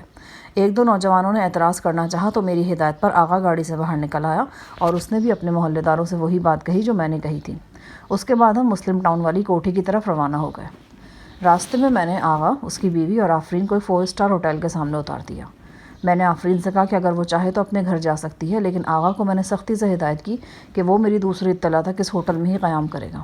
میں نے اس سے یہ بھی کہہ دیا کہ وہ اپنے اصل نام سے کمرہ حاصل نہ کرے۔ میں واپس مسلم ٹاؤن والی کوٹھی میں آ گیا۔ ابھی میری جسمانی حالت پوری طرح ٹھیک نہیں ہوئی تھی۔ مسلسل فاقوں نے رگ و پے میں نقاہت بھر چھوڑی تھی۔ شیخ کے گماشتوں کے ساتھ ہونے والی دھینگا مشتی کے سبب جسم میں ابھی تک خفیف لرزش موجود تھی۔ سرموب اور ہم نواؤں کے ساتھ لڑائی میں میرا ریڈی میڈ میک اپ خراب ہو گیا تھا۔ میں نے اسے اتار پھینکا اور اصل صورت میں آ گیا۔ رات کے قریباً 11 بجے تھے جب میری توقع کے عین مطابق شیخ عاصم کا فون آ گیا۔ اس کے لہجے میں شعلے رقص کر رہے تھے۔ میری آواز پہچاننے کے بعد وہ دھاڑا، شاہ جہان، یہ تم نے اچھا نہیں کیا، اس کی بڑی سخت سزا بھگتنی پڑے گی تمہیں۔ تمہارا خیال ہے کہ میں نے اچھا نہیں کیا، لیکن جو کچھ تم کرنے والے تھے وہ کیا تھا؟ غزالہ کو پاکستان سے اغوا کروانے کے لیے تم نے کرائے کے قاتل یہاں بلوا رکھے تھے۔ بکواس بند کرو، یہ لوگ اپنے ذاتی کام کے سلسلے میں یہاں موجود تھے۔ قیمت لے کر شریف لڑکی کو ان کے گھروں سے اغوا کرنا ان لوگوں کا ذاتی کام ہی ہوتا ہے، اور اگر یہ ان کا ذاتی کام ہی تھا تو پھر تمہیں ان کو الٹا لٹکنے سے مروڑ کیوں اٹھ رہا ہے؟ ٹھیک ہے، اس کا مطلب یہ ہے کہ تم ٹکراؤ چاہتے ہو۔ ٹکراؤ کی خواہش تمہارے دل میں تڑپ رہی ہے۔ تم نے دیکھ لیا ہے کہ عدالتی کارروائی میں تمہارا منہ کالا ہو رہا ہے۔ وہ ایک دم مغلظات بکنے لگا۔ میں نے ریسیور کریڈل پر پٹک دیا۔ ساحل صاحب کا یہ خاص فون نمبر ٹریس نہیں کیا جا سکتا تھا، لہٰذا اس بات کا کوئی امکان نہیں تھا کہ اس نمبر کے ذریعے عاصم یا اس کے گماشتے اس کوٹھی تک پہنچ سکتے ہیں۔ وہ رات میں نے سخت بے چینی میں گزار دی۔ عاصم کا لہجہ بار بار یاد آ رہا تھا۔ مجھے معلوم تھا کہ اس کے اندر میرے خلاف ایک آتش فشاں دہک رہا ہے۔ پرانی عداوت اپنی خوفناک سنگینی کے ساتھ ایک بار پھر عاصم کے اندر تازہ ہو گئی تھی۔ مجھے زیادہ خطرہ غزالہ اور اس کے اہل خانہ کی سلامتی کی طرف سے تھا۔ رات آخری پہر 5 بجے کے قریب میں نے غزالہ کے گھر فون کیا۔ میں جانتا تھا کہ چچا جلیس بہت صبح جاگ جاتے ہیں۔ میں ان سے بات کر کے انہیں محتاط رہنے کا مشورہ دینا چاہتا تھا۔ فون کی گھنٹی بجی اور پھر بجتی چلی گئی۔ کسی نے ریسیور نہیں اٹھایا۔ میں نے دوسری پھر تیسری بار بھی ٹرائی کیا، لیکن جواب ندارد۔ میرے اندیشے کئی گنا بڑھ گئے۔ میں نے پورچ میں کھڑی گاڑی کی چابی لی اور گلبرگ کی طرف روانہ ہو گیا۔ جب میں چچا جلیس کے گھر کے سامنے پہنچا تو اندھیرا بھی چھٹا نہیں تھا۔ میرا دل بری طرح دھڑک رہا تھا۔ یہ کوٹھی قریباً 1 کنال کے رقبے پہ واقع تھی۔ بیرونی دروازہ بند تھا۔ میں نے کال بیل پہ انگلی رکھی۔ اندر کہیں دور بیل بجنے کی آواز آئی۔ 1 بار، 2 بار، چوتھی 5ویں مرتبہ بیل دی تو قدموں کی چاپ ابھری۔ میرا دل نئے انداز سے دھڑک اٹھا۔ یہ غزالہ کے قدموں کی آواز تھی۔ میں اس آواز کو ہزارہ آوازوں میں پہچان سکتا تھا۔ جل کوٹ میں یہی آواز تو تھی جس کے انتظار میں نے صدیاں گزار دی تھیں، اور بات صرف جل کوٹ ہی کی نہیں تھی۔ میری تو پوری زندگی اسی آواز کی چاہ میں گزری تھی۔ غزالہ کی نیند میں ڈوبی آواز سنائی دی۔ کون؟ شاہجہان، میں نے دھیمی آواز میں کہا۔ اس نے جلدی سے دروازہ کھول دیا۔ آپ یہاں؟ تمہیں نے تو کہا تھا کہ کم از کم 1 بار تو گھر آؤ۔ لیکن اس وقت؟ اوہ سوری، مجھے وقت کا دھیان نہیں رہا۔ ٹھیک ہے، میں واپس چلا جاتا ہوں۔ ایک دم غزالہ کو اپنی غلطی کا احساس ہوا۔ چند لمحے تذبذب میں رہنے کے بعد وہ بولی، آپ اندر آئیے نا۔ میں اندر لان میں آ گیا۔ چچا کہاں ہیں؟ وہ تو سیر کے لیے نکلے ہوئے ہیں۔ اور چچی؟ وہ اپنے کمرے میں۔ اتفاقاً کل رات سے ان کا موڈ بہت خراب ہے، بس یوں ہی چھوٹی سی بات پر ابو سے جھگڑا ہو گیا تھا۔ اس سے کیا فرق پڑتا ہے؟ میرے لیے تو ان کا موڈ کبھی بھی ٹھیک نہیں رہا۔ دراصل میں چاہتی تھی کہ آپ سے امی کی ملاقات بڑے اچھے ماحول میں ہو۔ چلیں، خیر کوئی بات نہیں، آپ آ گئے تو آ جائیں، ابھی کچھ دیر میں ابو بھی واپس آ جاتے ہیں۔ نہیں بھی اگر ایسی بات ہے تو میں چلا جاتا ہوں، پھر آ جاؤں گا۔ مجھے بھی اس طرح منہ اندھیرے اٹھ کر آنے کا شوق نہیں تھا، بس ایک خاص وجہ سے آنا پڑا۔ خیریت تو ہے نا؟ وہ ڈر کر بولی۔ اس کے لمبے بال کھلے ہوئے تھے اور خوبصورت منظر پیش کر رہے تھے۔ میں چچا جلیس سے بات کرنا چاہتا ہوں۔ مجھے نہیں بتائیں گے؟ بس عاصم کے حوالے سے کوئی بات ہے۔ اچھا، اندر آ جائیں۔ وہ اپنے گرم ہاتھ میں میرا سرد ہاتھ پکڑ کر بولی۔ یہی وقت تھا جب برآمدے کی طرف سے چچی فاخرہ کی آواز میرے کانوں سے ٹکرائی اور میرا جسم جھٹکا کھا کر رہ گیا۔ کون ہے؟ آواز سنتے ہی غزالہ نے ٹھٹک کر میرا ہاتھ چھوڑ دیا۔ چچی نے ہاتھ بڑھا کر صحن کی لائٹ جلا دی۔ پھر مجھے اور غزالہ کو آمنے سامنے دیکھ کر ان کی آنکھیں کھلی رہ گئیں۔ وہ دھیان سے میری طرف دیکھتی رہیں۔ 2-3 لمحوں میں ہی ان کے چہرے نے کئی رنگ بدلے تھے۔ امی، یہ شاہجہان ہے، ابو جی سے ملنے آئے ہیں۔ چچی نے کچھ نہیں کہا، بس پتھریلے چہرے کے ساتھ میری طرف دیکھتی رہیں۔ اس کے بعد ایک جھٹکے سے کمرے میں واپس چلی گئیں۔ میرے سلام کا جواب بھی انہوں نے نہیں دیا۔ ان کے اس طرح جانے سے غزالہ اور بھی گھبرا گئی۔ وہ میرا ہاتھ تھام کر بولی، شاہجہان، بڑی گڑبڑ ہو گئی ہے، میرا خیال آپ اس وقت واپس چلے جائیں۔ بھائی، میں نے کوئی جرم تو نہیں کیا جو میں اس طرح چوروں کی طرح چلا جاؤں۔ آپ امی کی طبیعت جانتے ہی ہیں نا، وہ بڑی جلدی بدگمان ہو جاتی ہیں۔ لیکن تم نے تو کہا تھا کہ وہ کافی چینج ہو گئی ہیں۔ وہ تو ہے، لیکن ابھی جو کچھ ہوا ٹھیک نہیں ہوا۔ پلیز آپ میری بات سمجھنے کی کوشش کریں۔ دیکھو، میرے اس طرح چلے جانے سے تو وہ اور بھی بدگمان ہوں گی۔ میں ابھی چچا سے بات کر کے ہی جاؤں گا۔ میں نے اندر کی طرف قدم بڑھا دیے۔ غزالہ چند لمحے کھڑی رہی، پھر مین گیٹ بند کر کے وہ بھی میرے پیچھے ہی پیچھے اندر آ گئی۔ اس نے مجھے ڈرائنگ روم میں بٹھایا اور گھبرائی ہوئی سی اندر چلی گئی۔ میں سوچنے لگا کہ اتنے عرصے بعد چچا چچی سے ملاقات ہوئی بھی تو کس طرح ہوئی۔ اسی دوران میں کال بیل کی آواز آئی۔ غزالہ نے جا کر دروازہ کھولا۔ ان کا ملازم غالباً چھٹی پر تھا۔ حسب توقع آنے والے چچا ہی تھے۔ میں نے انہیں ہلکے نیلے ٹریک سوٹ میں برآمدے کی طرف سے آتے دیکھا۔ اس سے پہلے کہ وہ نشستگاہ کے سامنے آتے اور میں اٹھ کر ان کا استقبال کرتا، کچن کی طرف سے چچی فاخرہ کی تیز تیکھی آواز آئی، جلیس ادھر آ کر میری بات سنو۔ وہ چچا کو ایسے ہی اکثر حکمی انداز میں مخاطب کیا کرتی تھیں۔ چچا جلیس کچن کی طرف چلے گئے۔ میں سمجھ گیا کہ وہ چچا سے کیا کہنا چاہ رہی ہیں۔ میرے تن بدن میں آگ سی لگ گئی۔ چچی فاخرہ کے حوالے سے وہ تمام زخم یاد آ گئے جو میرے جسم اور روح پر لگے تھے۔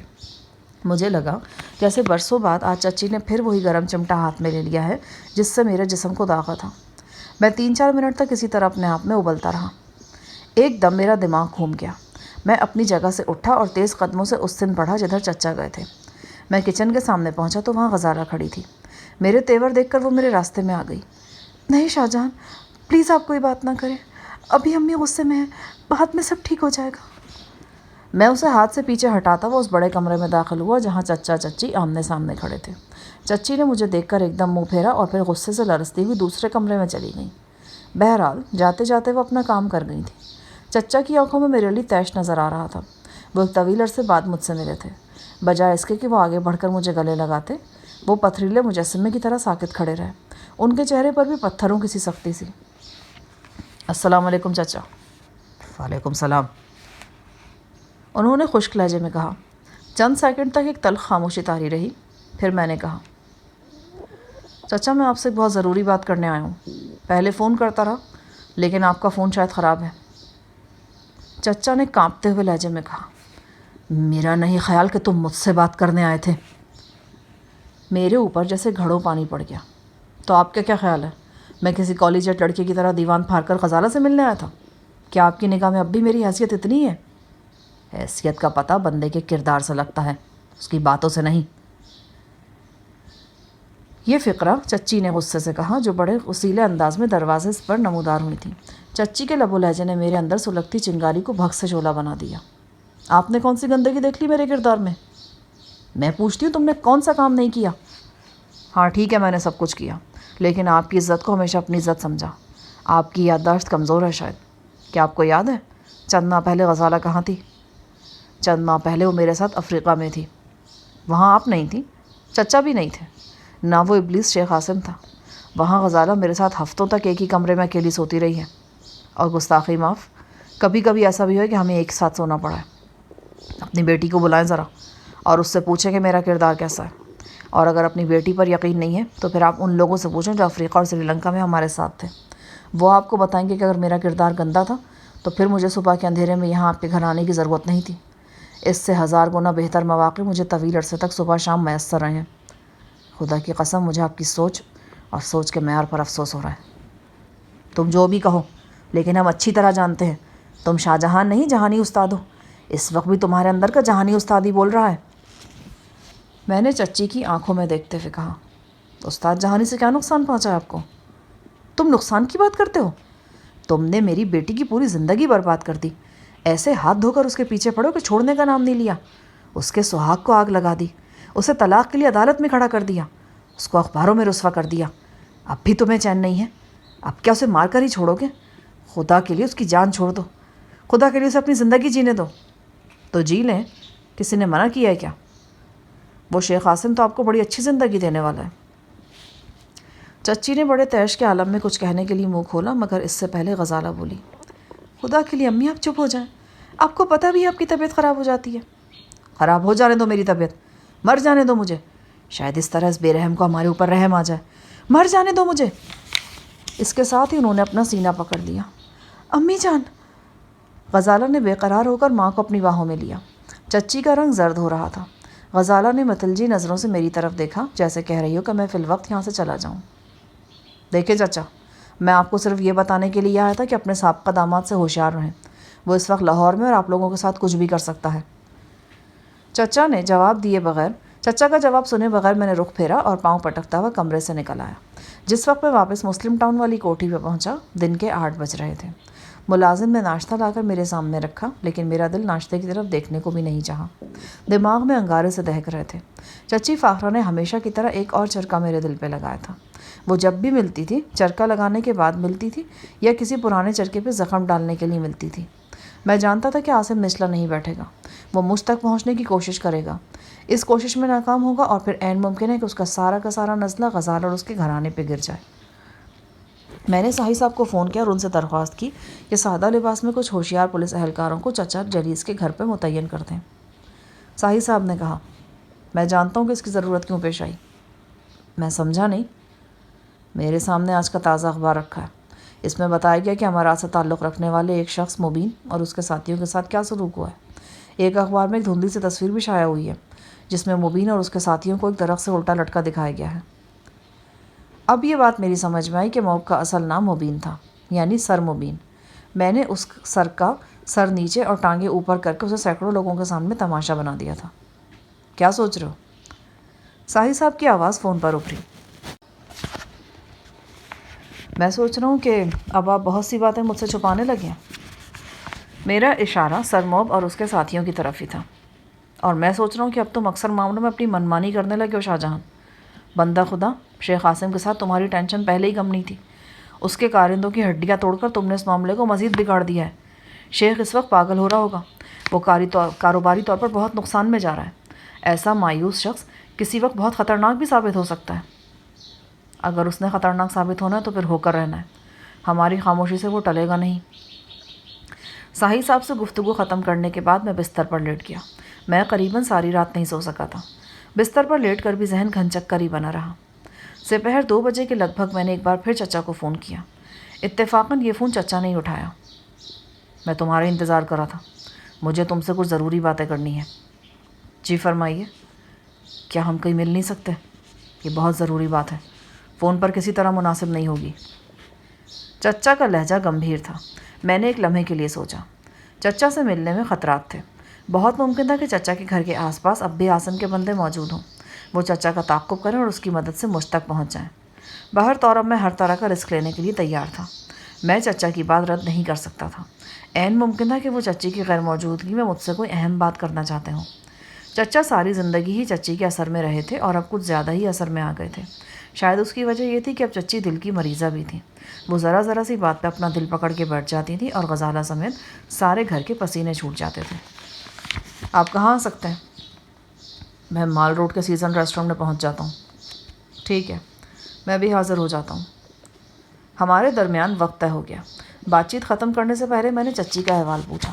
چچا نے مختصر جواب دیا کہ وہ ٹھیک ہے۔ قریباً 1 گھنٹے بعد میں چچا جلیس کے سامنے ریسٹورنٹ کے نیم تاریک ماحول میں بیٹھا تھا۔ بڑی بڑی کھڑکیوں سے باہر ایک خوش رنگ شام شارع قائد اعظم کے پیچ و خم کو چوم رہی تھی، لیکن ہمارے دلوں کا موسم کچھ ابر آلود تھا۔ مجھے چچا کے چہرے پہ نرمی اور ملائمت کے بجائے برہمی نظر آ رہی تھی۔ مختصر تمہید کے بعد وہ بولے، شاہ جہاں، تم میرے بھتیجے ہو، میرے دل میں تمہارے لیے ہمیشہ جگہ رہی ہے اور اب بھی ہے، لیکن حالات کبھی ہمارے حق میں نہیں رہے اور نہ اب ہیں۔ میرے خیال میں سے بہت سا دخل تمہاری کوتاہیوں کا بھی ہے۔ اب بھی تم نے اپنی جلد بازی سے ہم سب کے لیے بہت بڑی مشکل کھڑی کر دی ہے۔ میں یہ کہنے پہ مجبور ہو رہا ہوں کہ تمہاری وجہ سے ہماری دکھی زندگی بالکل ناقابل قبول ہوتی جا رہی ہے۔ غصے کی وجہ سے چچا جلیس کی آواز میں ہلکی سی لرزش آ گئی۔ میری نئی خطا کون سی ہے؟ اس کا پتہ تمہیں زیادہ ہوگا۔ مجھے بس یہ معلوم کہ اگر تم باز نہیں آؤ گے نا تو آج کی رات ہماری زندگی کی شاید آخری رات ہوگی۔ میں آپ کا مطلب نہیں سمجھا۔ میں نہیں جانتا کہ تم نے شیخ عاصم کے ساتھ کیا کیا ہے اور کیوں، لیکن وہ اس قدر غضبناک ہے کہ تم تصور بھی نہیں کر سکتے۔ ابھی 2-2.5 گھنٹے پہلے اس نے مجھے فون پر اتنا بے عزت کیا کہ تم خیال بھی نہیں کر سکتے۔ اس نے ہم سب کو ایسی ننگی گالیاں دی ہیں نا کہ ان کے بارے میں سوچ کر ہی رونگٹے کھڑے ہو جاتے ہیں۔ اس نے ہمیں ہمارے گھر سمیت زندہ جلانے کی دھمکی دی ہے اور قسم کھائی کہ ہم کل کا سورج نہیں دیکھیں گے۔ وہ بالکل پاگل لگ رہا تھا مجھے۔ میں نے اس سے کہا، عاصم لگتا ہے تم پاگل ہو گئے ہو۔ وہ بولا، ہاں میں پاگل ہو گیا ہوں اور مجھے پاگل کرنے والا تیرا بھتیجا ہے جو تیری بیٹی کا۔ آواز چچا کے گلے میں پھنس گئی۔ یقیناً اس کے آگے اس نے کوئی گندی گالی ہی دی تھی جو عاصم نے مجھے اور غزالہ کو دی تھی۔ چچا، جب کتا پاگل ہو جائے نا تو اسے گولی مار دی جاتی ہے۔ میرے خیال میں عاصم کو گولی مارنے کا وقت آ گیا۔ دیکھو شاہ جہاں، یہ دیکھو، میں تمہارے آگے ہاتھ جوڑتا ہوں، تمہیں اپنے مرے ہوئے بھائی کا واسطہ دیتا ہوں، ہمیں ہمارے حال پہ چھوڑ کے کہیں چلے جاؤ۔ تمہارا وجود ایک کانٹوں بھری جھاڑی کی طرح ہو گیا جو ہماری زندگیوں کو تار تار کر دے گا۔ دیکھو، ہمیں تم سے کچھ لینا دینا نہیں ہے۔ اگر تم یہاں سے چلے جاؤ گے نا تو ہم تمہارا احسان زندگی بھر یاد رکھیں گے۔ شاید آپ کا یہ خیال ہے کہ عاصم نے کچھ دیر پہلے آپ کو جو دھمکی دی اس کا سبب یہ ہے کہ میں نے عاصم کے خلاف کوئی کارروائی کی ہے۔ میں جانتا ہوں ایسا ہی ہوا ہے۔ آپ کچھ نہیں جانتے چچا۔ آپ کا خیال ہے کہ میری کارروائی کی وجہ سے عاصم کپڑوں سے باہر ہوا ہے، حالانکہ بات الٹ ہے۔ یہ کارروائی اس لیے ہوئی تھی کہ عاصم کپڑوں سے باہر ہو چکا ہے۔ میرے اندازے کے مطابق آپ نے امارات میں کچھ لوگوں کی تصویریں تو اخبار میں دیکھ لی ہیں، لیکن آپ کو یہ نہیں پتہ کہ جن کی تصویریں تھیں وہ اس حال کو کیوں کر پہنچے۔ چچا کے تاثرات سے اندازہ ہوا کہ انہوں نے وہ تصویریں واقعی اخبار میں دیکھی ہیں۔ چچا، وہ لوگ شیخ عاصم کے کارندے تھے اور اسی نے انہیں کانٹیننٹل ہوٹل میں ٹھہرا رکھا تھا۔ وہ غزالہ کو آپ کے گھر سے اٹھانے کے مشن پر تھے۔ اگر میری بات پر بھروسہ نہیں ہے نا تو ابھی فون اٹھا کر ساحل صاحب سے بات کر لیجیے۔ انہوں نے آپ کو آگاہ نہیں کیا تو نہ ہی مجھے بتایا تھا، لیکن وہ خود کئی دن سے پریشان حال پھر رہے تھے۔ آپ کی بے خبری میں آپ کے گرد ایک ٹھیک ٹھاک گیم ہوتی رہی ہے۔ عاصم نے عدالتی کارروائی میں اپنی ہار دیکھ لی ہے، اب اس کے صبر کا پیمانہ لبریز ہے، تو کچھ بھی کر سکتا ہے۔ آج صبح میں یہی کچھ بتانے کے لیے آپ کی طرف آیا تھا کیونکہ آپ کا فون کام نہیں کر رہا تھا، لیکن میری موجودگی کو چچی نے جس نظر سے دیکھا اور جس طرح برہم ہوئی، میں سوچ بھی نہیں سکتا تھا۔ میری خوش فہمی تھی چچا کہ شاید بہت سا وقت گزر جانے کے بعد چچی کے دل میں کچھ نرمی پیدا ہو گئی ہو، مگر وہ تو آج بھی اسی جگہ کھڑی ہے جہاں میرے اور شفتہ کے بچپن میں کھڑی تھی۔ پتہ نہیں کیوں میری آنکھوں میں نمی سی تیر گئی۔ چچا، میں نے آپ کے گھر میں بڑے دکھ اٹھائے ہیں، کچھ آپ کو بتائے؟ کچھ نہیں، ان دکھوں نے مجھے پتھر کر دیا ہے، لیکن میری رگوں میں خون وہی دوڑتا ہے جو آپ کی رگوں میں ہے۔ میں خود کو آپ سے کیسے الگ کر لوں میری سمجھ میں نہیں آتا۔ ایک لمحے کے لیے مجھے محسوس ہوا جیسے چچا کا دل کچھ پسیجا ہے۔ ان کے چہرے کی بیگانگی میں شناسائی کا رنگ نمودار ہوا، لیکن اگلے ہی لمحے ان کی خانگی مجبوریوں انہوں نے ایک بار پھر مجھ سے دور کر دیا، اپنے یتیم بھتیجے سے سینکڑوں ہزاروں میل کی دوری پر۔ شاہ جہان، میں تمہارے دل کی بات سمجھتا ہوں، لیکن ضروری نہیں کہ انسان جو کچھ چاہے اسے وہ مل بھی جائے۔ ہمیں اکثر تقدیر کے فیصلوں پر ہی چلنا پڑتا ہے۔ لیکن چچا، یہ بھی تو کہتے ہیں کہ تقدیر انسان خود بناتا ہے اپنی، اور میں اب اس قابل ہوں کہ خدا کی منشا سے اپنی تقدیر خود بنا سکتا ہوں۔ بس مجھے آپ کا تھوڑا سا سہارا چاہیے، بس تھوڑا سا، پھر دیکھیے گا حالات کا لوہا کس طرح میرے ہاتھوں میں موم ہوتا ہے۔ دیکھو شاہ جہان، تم جانتے ہو کہ تمہاری چچی سخت بیمار ہے، میں اس کی زندگی کے لیے کسی طرح کا خطرہ مول نہیں لے سکتا، اور مجھے یقین ہے کہ غزالہ بھی نہیں لے گی۔ ابھی چچا جلیس کا فقرہ مکمل نہیں ہوا تھا کہ میری نگاہ ہال کمرے کے ایک نیم تاریک گوشے کی طرف اٹھ گئی۔ میرے جسم کی ساری قوت سمٹ کر میری آنکھوں میں چلی آئی۔ میں نے ایک ہٹے کٹے شخص کو دیکھا، وہ ماؤزر کے ذریعے میرا نشانہ لے رہا تھا۔ ظاہر ہے کہ یہ کوئی کھلونا ماؤزر نہیں تھا، اس میں سے گولیوں کی بوچھار نکل کر میرے اور چچا کا مزاج پوچھ سکتی تھی، بلکہ پوچھنے والی تھی۔ یہ نہایت سنگین لمحے تھے۔ اضطراری طور پر میرا ہاتھ چچا کی گردن کی طرف بڑھا۔ چچا کی آنکھیں حیرت سے پھیل گئیں، بظاہر ان کو یہی لگا ہوگا کہ میں ان پر حملہ آور ہو رہا ہوں۔ میں نے چچا کو دھکا دیا اور انہیں اپنے ساتھ لیتا ہوا قالین پر گرا۔ یہی وقت تھا جب فائرنگ ہوئی اور گولیاں ہمارے اوپر سے گزرتی ہوئی ایک وردی پوش ویٹر کے سینے میں لگیں۔ میں نے اسے ٹرے سمیت ایک میز پر گرتے اور پھر نیچے لڑکتے دیکھا۔ میں نے لوہے کی ایک میز الٹائی اور اس کی آڑ لیتا ہوا مینیجر کے کمرے کی طرف گیا۔ چچا جلیس کو بھی میں اپنے ساتھ کھینچتا ہوا لے آیا تھا۔ میں نے دیکھا نیچے گرنے سے چچا زخمی ہو گئے ہیں۔ ان کے بالائی دانت مصنوعی تھے، وہ نکل گئے تھے اور ناک میں سے تیزی سے خون بہہ رہا تھا۔ جو ہی ہم مینیجر کے کمرے کے سامنے پہنچے، ایک اور برسٹ چلا۔ بدقسمتی سے یہی وقت جب ریسٹورنٹ کا ایک منتظم بوکھلایا ہوا باہر آیا۔ وہ فائرنگ کی زد میں آیا اور زخمی ہو کر اوندھے منہ گر گیا۔ اس کے ہاتھ میں پکڑے دفتری کاغذات دور تک بکھر گئے۔ یہ کیا ہو رہا ہے؟ چچا کی ڈری ہوئی آواز گونجی۔ میں نے چچا کو دھکیل کر مینیجر کے کمرے میں پہنچایا اور دروازے کو باہر سے مقفل کر دیا۔ میں فائرنگ کی سمت کا اندازہ لگا چکا تھا۔ میں نے اس موٹے تازے گنجے کو بھی دیکھ لیا تھا جو اپنی دونوں کوہنیاں ایک میز پر ٹکائے فائرنگ کر رہا تھا۔ میں نے لوہے کی وزنی میز کو بدستور ڈھال بنائے رکھا اور دوڑ کر تیزی سے اس گنجے کے اوپر آ گرا۔ چند گولیاں میز کی سطح سے ٹکرائیں لیکن میں محفوظ رہا۔ دیوار اور آہنی میز کے درمیان آ جانے سے گنجے کو خاصی چوٹ آئی۔ اس کی مسحور کن کرہ میرے کانوں میں گونجی اور میں نے ماؤزر نیچے گرنے کی آواز سنی۔ میں نے میز ایک طرف پھینک کر اس پر حملہ کر دیا۔ اس کی گردن میرے بازو کے شکنجے میں آ گئی۔ مجھ پر وحشت سوار تھی۔ ایک ہی گھنٹے میں نے اس کا منکا توڑ دیا۔ اب اس کا ماؤزر میرے قبضے میں تھا۔ ماؤزر کا وزن بتا رہا تھا کہ اس کے ساتھ بھرا ہوا میگزین اٹیچ کیا گیا ہے۔ میں نے گھوم کر دیکھا۔ یہی وقت تھا جب دروازے کی طرف سے بھی مجھ پر گولیاں چلائی گئیں۔ گولیاں عین نشانے پر لگیں، یعنی میرے سینے پر۔ تاہم میرے سینے اور گولیوں کے درمیان گنجے معذر بردار کا بے جان جسم بھی تھا۔ اس کی گردن ابھی تک میرے بازوؤں کے شکنجے میں تھی اور جسم ترئی کی طرح لٹک رہا تھا۔ کم از کم 3 گولیاں اس کے بے جان جسم میں پیوست ہوئیں اور میں نے ان گولیوں سے پیدا ہونے والے ارتعاش کو بڑی وضاحت سے محسوس کیا۔ میں نے فوراً جوابی فائر کیے۔ ایک حملہ آور زخمی ہو کر مین دروازے کے قریب ہی گر گیا۔ ایک دوسرا حملہ آور دوڑتا ہوا سیڑھیاں چڑھ رہا تھا۔ اس کے ہاتھ میں چھوٹی نال کی رائفل تھی۔ وہ غالباً بالکنی سے مجھے نشانہ بنانا چاہتا تھا۔ میں نے اس کی ٹانگوں پہ گولیاں ماری۔ وہ رائفل سمیت لڑکتا ہوا سیڑھیوں سے نیچے آ گیا۔ ایک نوجوان لڑکی جو جان بچانے کے لیے ایک میز کے قریب اوندھی لیٹی تھی بری طرح چیخ اٹھی۔ رائفل بردار اسی کے اوپر آن گرا تھا۔ میں نے کاؤنٹر کے عقب میں ریسٹورنٹ کے مینیجر کو دیکھا۔ اس کا چہرہ لہو لہان تھا۔ غالباً شیشے کے اڑتے ہوئے ٹکڑے اسے لگے تھے۔ وہ ٹیلی فون پر چیخ چیخ کر پولیس کو اس خونی ہنگامے کی اطلاع دے رہا تھا۔ اچانک قدموں کی چاپ نے مجھے اپنی طرف متوجہ کیا۔ کوئی عقب سے مجھ پر حملہ آور ہوا تھا۔ وہ بھاگتا ہوا میرے بالکل قریب پہنچ گیا تھا۔ میں نے تیزی سے اپنی جگہ چھوڑی، پھر بھی وہ مجھے لیتا ہوا نیچے گر گیا۔ اس کے ہاتھ میں چاقو تھا۔ چاقو کی نوک میرے بازو کو چھو کر گزر گئی۔ میں نے پورے زور سے اس کی کن پٹی پر موزر کا دستہ رسید کیا۔ اس کی گرفت ذرا ڈھیلی ہوئی تو میں نے ایک اور ضرب لگائی۔ وہ لملیٹ ہو گیا۔ میں نے سیڑھیوں کی طرف چند مزید فائر کیے۔ اسی دوران میں ماؤزر سے کھٹ کھٹ کی آواز آئی۔ وہ خالی ہو چکا تھا۔ ایک بار پھر کوئی عقب سے مجھ پر حملہ آور ہوا۔ یہ وہی عقب تھا جہاں اکثر میرا یار غار صفدر موجود ہوتا تھا، لیکن آج یہ عقب خالی تھا۔ میں نے نیچے بیٹھے بیٹھے اس حملہ آور کا چاقو فرش سے اٹھا لیا، جس نے میرے ہاتھوں کن پٹی پر 2 شدید چوٹیں کھائی تھیں۔ جس وقت عقب سے آنے والا حملہ آور مجھ سے ٹکرایا، میرے دائیں ہاتھ میں چاقو موجود تھا۔ میں نے فوراً محسوس کیا کہ اس کے ہاتھ میں بھی چاقو ہے۔ میں نے اس کا وار اپنی کلائی پر روکا اور اپنا چاقو بے دریغ اس کے پیٹ میں گھونپ دیا۔ ان لمحوں میں مجھ پر وحشت سوار تھی۔ جب میں نے چاقو بردار کے پیٹ سے چاقو نکالا تو اس کا پیٹ ناف تک کھلتا چلا گیا۔ گرم خون کا فوارہ میرے ہاتھ کی پشت پہ گرا۔ یہ آخری منظر تھا جو میری آنکھوں نے دیکھا۔ اس کے فوراً بعد منظر پہ گہری تاریکی چھا گئی۔ دراصل انتظامیہ میں سے کسی نے عقل مندی کا ثبوت دیتے ہوئے بجلی کے مین سوئچ آف کر دیے تھے۔ تاریکی ہوتے ہی مینیجر کے آفس کی طرف میں بڑھا تاکہ چچا کی خبر لے سکوں۔ راستے میں مجھے اس ویٹر کے مردہ جسم کو ٹھوکر لگی جو ہنگامے کے آغاز میں ہی راہی عدم ہوا تھا۔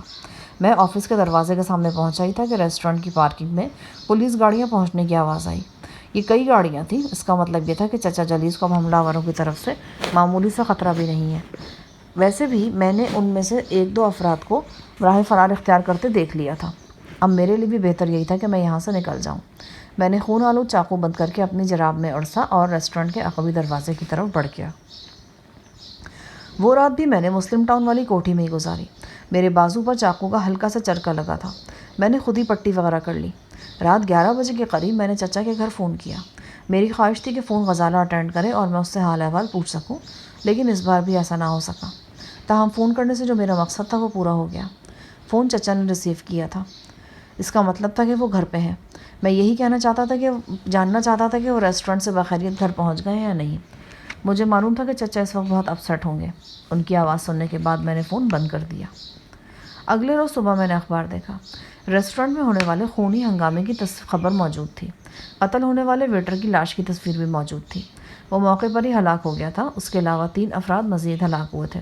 ان سب کا تعلق جرائم کی دنیا سے تھا۔ قتل اور ڈکیتی کے مختلف مقدمات میں وہ پولیس کو مطلوب تھے۔ ان میں سے جو گنجا شخص میرے ہاتھوں جہنم واصل ہوا وہ اشتہاری تھا اور اس کے سر کی قیمت مقرر تھی۔ اخباری خبر میں اس امکان کا اظہار کیا گیا تھا کہ اس ہنگامے کا اہم کردار استاد جہانی ہے۔ چشمدید گواہوں نے ہنگامے میں شریک شخص کا جو حلیہ اور ڈیل ڈور بیان کیا وہ استاد جہانی سے ملتا جلتا تھا۔ اس کے علاوہ ایک خاص بات یہ تھی کہ مرنے والوں میں سے ایک شخص کو گردن توڑ کر قتل کیا گیا تھا۔ رپورٹر کے مطابق یہ استاد جہانی کا خاص اسٹائل تھا۔ اخبار وغیرہ پڑھنے کے بعد اور ہلکا پھلکا ناشتہ کرنے کے بعد میں نے اس 4 اسٹار ہوٹل فون کیا جہاں آغا سلطان اور اس کی اہلیہ ٹھہرے ہوئے تھے۔ وہ دونوں خیر و سلامتی سے تھے۔ آغا اپنے اصل نام سے نہیں ٹھہرا تھا، لہٰذا اس سے رابطہ کرنے میں تھوڑی سی دشواری پیش آئی۔ بہرحال میں اس سے بات کرنے میں کامیاب ہو گیا۔ اخباری خبریں ان کی نظر سے بھی گزر رہی تھیں اور وہ حالات سے پوری طرح باخبر تھے۔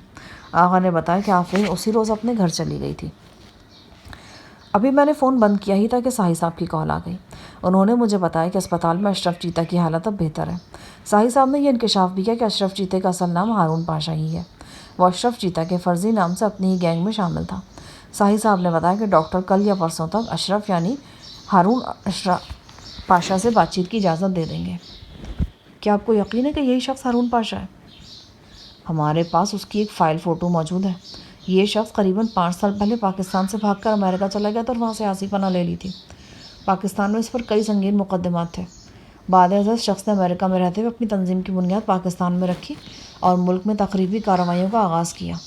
کم و بیش 2 سال تک یہ شخص بیرون ملک سے ہی بڑی چابک دستی سے اپنی تنظیم کے معاملات کنٹرول کرتا رہا. پھر یہ بڑی خاموشی سے پاکستان آ گیا. جناب، میں اشرف چیتا یا یہ کہہ لیں کہ ہارون پاشا سے ملنا چاہتا ہوں.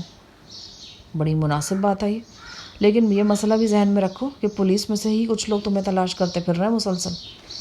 اس کا کوئی انتظام میں کر لوں گا. ساحر صاحب نے گہری سانس لیتے ہوئے کہا.